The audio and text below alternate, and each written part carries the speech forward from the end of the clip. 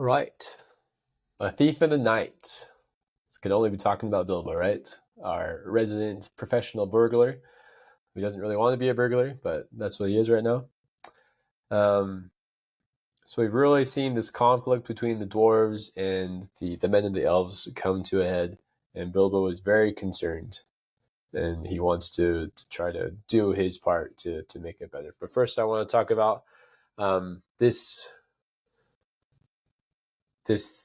theme of respect for your leader that kind of comes through. Thorin, obviously, he's not being super just. He's not being a very splendid figure, as Gandalf will say later. But even though his underlings aren't agreeing with him, they aren't really calling him out on it. And I don't know if that's a good thing. I don't know if that's a bad thing. Roak says when Thorin tells him to go and tell Dane, his cousin, to come faster with the army of dwarves. I do not call this council good. Roak is concerned. Remember, Roak wants things to go back to the way they were before the dragon. He wants peace. So he's not being very, very happy with Thorin, even though he's still being very respectful. So there's this question of, if your leaders are being dumb, what should you do about it? Is there a way to respectfully try to talk them down from bad decisions? Probably. Is there times when you should just put your head down and do the things? Maybe. Depends on if you respect your leader or not, if they deserve your respect. So that's something to think about kind of in life, because we'll all have leaders. We'll all have things that we don't agree with. And we have to decide what we're going to do. And Bilbo decides to do something about it.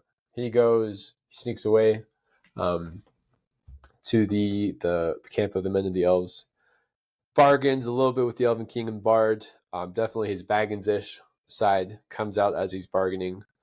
We kind of get a callback to how he acted back in the Shire whenever he was doing a business transaction. And he gives him the Arkenstone. This Arkenstone, which Thorin has been searching for very, almost desperately. He really, really wants it. He's been threatening people if they withhold it from him if they found it. So he's going to be very angry when he finds out that Bilbo has done this. But Bilbo does it anyway because he wants peace.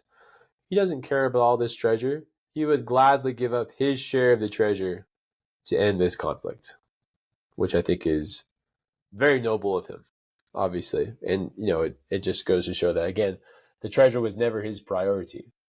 And I think that there is, again, this idea that peace is worth more than a bunch of gold. 14 shares is still a bunch of gold.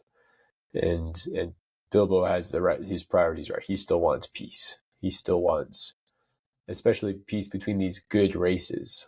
The dwarves, the elves, the men, they're still good people. Capital G, capital P for the elves is how they're described. It's never quite the same for the dwarves and the men, but they're still described as being good. He wants there not to be a conflict between them, which is a very good thing. And he comes to the end of this conversation. They're super impressed with him. They invite him to stay and be thrice welcome. They probably have a lot better food than the dwarves do. They've got warm fires, warm tents, all those good things. I can't imagine that Bilbo wasn't tempted, but he still shows immense loyalty towards the dwarves, and he goes back. He wakes up Bomber for his watch and stays with the dwarves. And how many times could Bilbo have just ditched these dwarves and gone home? There was a point when they thought maybe he had, right? Back in the Misty Mountains. But time and time again, he's really come through for them. He could have left them in the forest. He could have left them in the Elven King's dungeon, but he never did. He has been with them through thick and thin to the very end. Have they done the same for him? Absolutely. Up to this point, they've come to rescue him from the trolls. Tried to. They were sort of willing to go back into the goblin tunnels. Maybe not as willing as Bilbo himself was before they all got reunited. But they have been very appreciative of him and his role in their adventure. We'll see if that holds true in the next chapter. But this theme of loyalty has been really strong throughout the book, which is a very good thing to have.